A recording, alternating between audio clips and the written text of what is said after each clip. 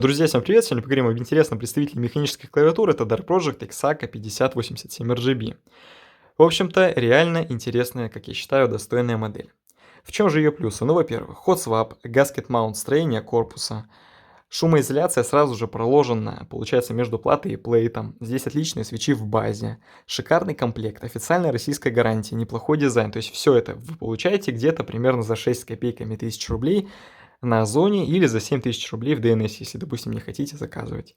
В принципе, как я считаю, клавиатура интересная, определенно заслуживает внимания, но и минусы, конечно же, здесь тоже есть.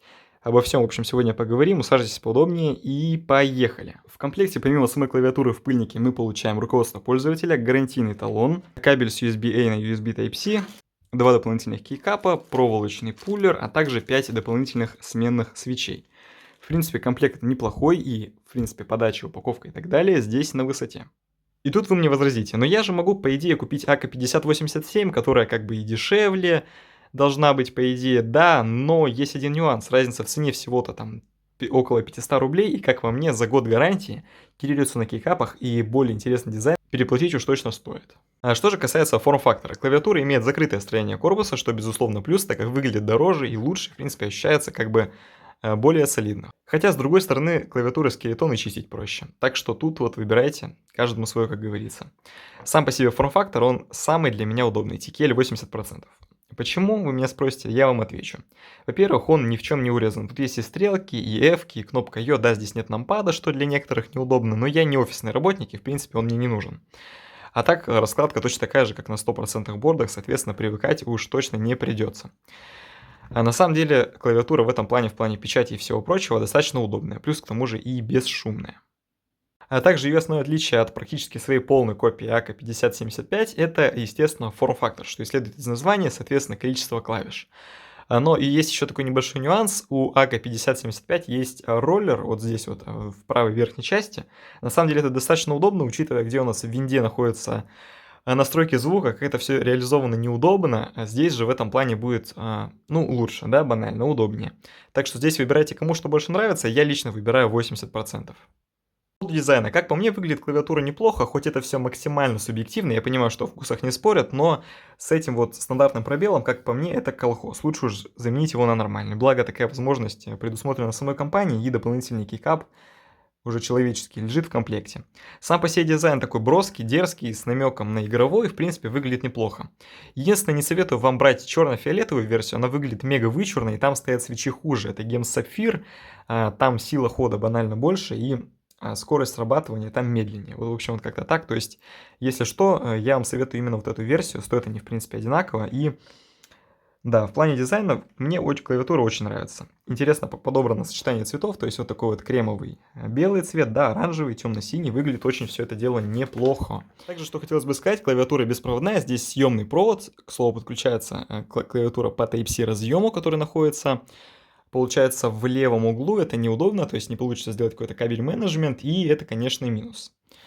Подключается она у нас, друзья, тремя способами, по USB, к Mac и соответственно, винде. Это у нас, получается, два для беспроводных подключений и USB для, соответственно, проводного подключения. Тут присутствует аккумулятор, собственно, и на самом деле это все достаточно интересно. Я, конечно, особого смысла в беспроводных клавиатурах для себя лично не вижу, ибо она стоит всегда на одном месте, и, если честно, я не понимаю, зачем вообще это надо, но если вы хотите там к приставке подключить, к Android TV и так далее, то, возможно, это имеет свой плюс, но, как по мне, это лишняя переплата и просто не нужно. Но тут смотрите уже под свои потребности, конечно же. Что же касается кейкапов, так называемые кепки.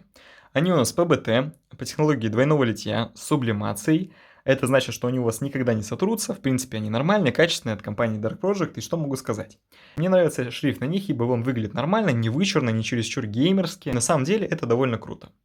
К минусам могу отнести лишь то, что они не просвечивают подсветку через себя, то есть они не прозрачные, соответственно, подсветка хоть и есть на этой клавиатуре, но получается она идет между самими кейкапами, что смотрится ну как бы не очень, но с таким дизайном я думаю, что на подсветку многим людям будет вообще без разницы.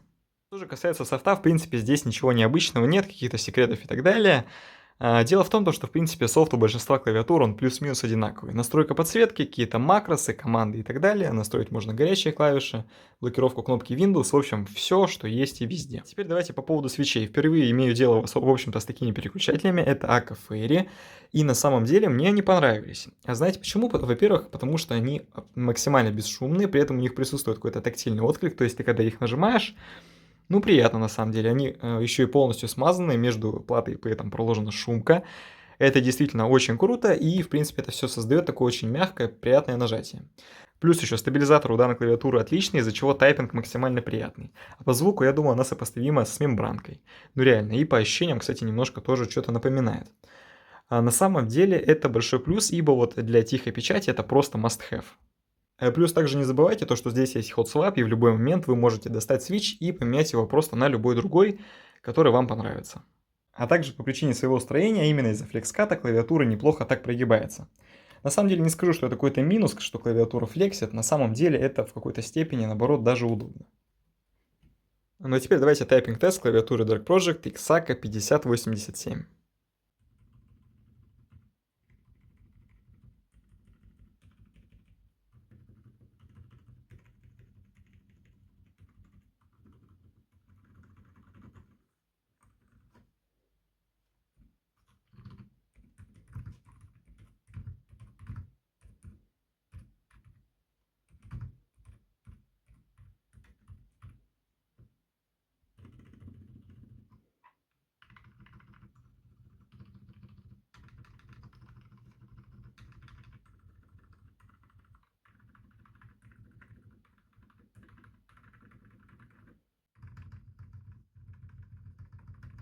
Ну и вот вам также небольшое сравнение с Square KRX на свечах Gem Sapphire. Как по мне, будет достаточно показательно, правда, вот эта клавиатура уже находится в использовании больше года, и на ней немножечко, конечно, высохла смазка и так далее, но все же.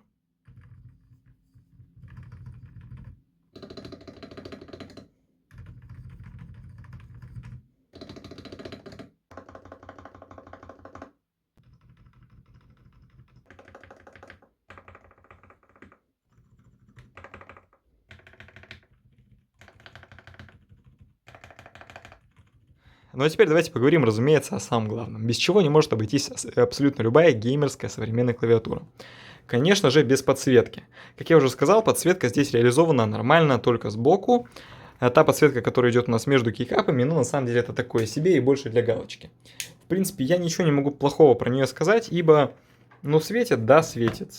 Со своей задачей справляется, тоже да. Ну, то есть, чего-то такого я про нее не могу сказать. Можно ее настроить, соответственно, через кнопки, по инструкции, можно настроить через софт. Также у этой клавиатуры северное расположение светодиодов. Учитывайте это, если будете, к примеру, подбирать кейкапы под клавиатуру. Дело в том, что светодиоды у нее светят вверх. То есть, если вы купите не те кейкапы, то у вас они не будут просто-напросто заливаться этим цветом, так что это будет, в принципе, достаточно бесполезно в этом плане. А также автор канала про девайсы разбирая эту клавиатуру выяснил, что на задней части корпуса проложена нормальная силиконовая шумка, также шумоизоляция есть между платой и плейтом, под пробелом и, в принципе, под длинными клавишами. Это на самом деле круто, создает приятный такой эффект в тайпинге и так далее, и плюс еще к тому влияет на то, что клавиатура у нас абсолютно бесшумная. Ну а что я могу сказать по итогу, дорогие друзья, касаемо этой клавиатуры? Стоит ли ее брать себе? Стоит ли брать, допустим, как первую механику на замену какой-то другой более дешевой? И знаете, тут ответ мой будет неоднозначный.